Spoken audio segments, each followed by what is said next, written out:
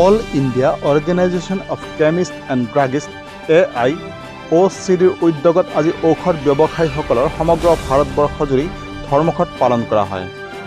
Online ঔষধৰ বিক্ৰী বন্ধ কৰা, নিয়ন্ত্ৰণহীন দৰৱ বিক্ৰীৰ ফলত হোৱা ভেজাল ঔষধ আৰু নিচাযুক্ত ঔষধৰ সহজলভ্যতা বন্ধ কৰি জনসাধাৰণৰ স্বাস্থ্যৰ সুৰক্ষাৰ নিশ্চয়তা প্ৰদান কৰা, কোভিড কালৰ GSR 220 টাং 26/3/2020 জাননী প্ৰত্যাহাৰ কৰা, কৰ্পৰেট গোষ্ঠীৰ দ্বাৰা প্ৰলোভন মূল্য বন্ধ কৰা, সমগ্ৰ ভাৰতবৰ্ষতে 12.40 লাখতকৈও অধিক ঔষধ ব্যৱসায়ী আৰু এই ব্যৱসায়ৰ ওপৰত নিৰ্ভৰশীল 5 কোটি স্থানীয় লোকৰ জীৱিকা আৰু সংস্থাপন সুৰক্ষিত কৰা আদি দাবীসমূহৰ সমৰ্থনত এই ধৰ্মঘটৰ আহ্বান জনোৱা হয়।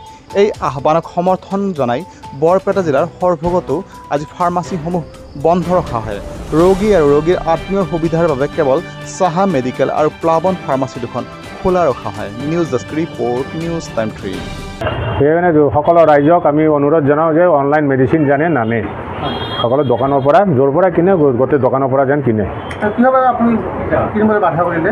অনলাইনত চব ডুপ্লিকেট মাল আহে, সেইকাৰণে ডুপ্লিকেট ঔষধ আহে, সেইটোতো ধৰা নাযায়, সেইটো সেইকাৰণে বন্ধ ৰখা।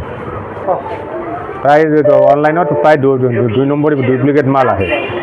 AIOCDৰ আহ্বান মৰ্মে ভাৰতবৰ্ষৰ সকলো ঠাইতে আজি ফাৰ্মাচীবোৰ বন্ধ ৰখা হৈছে। কিয় বন্ধ ৰাখিছে ফাৰ্মাচী?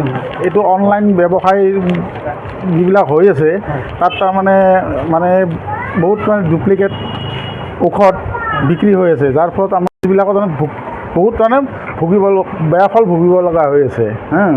তাৰ বাবে ফাৰ্মাচীবোৰ আজি গোটেই ভাৰতবৰ্ষতে বন্ধ ৰখা হৈছে।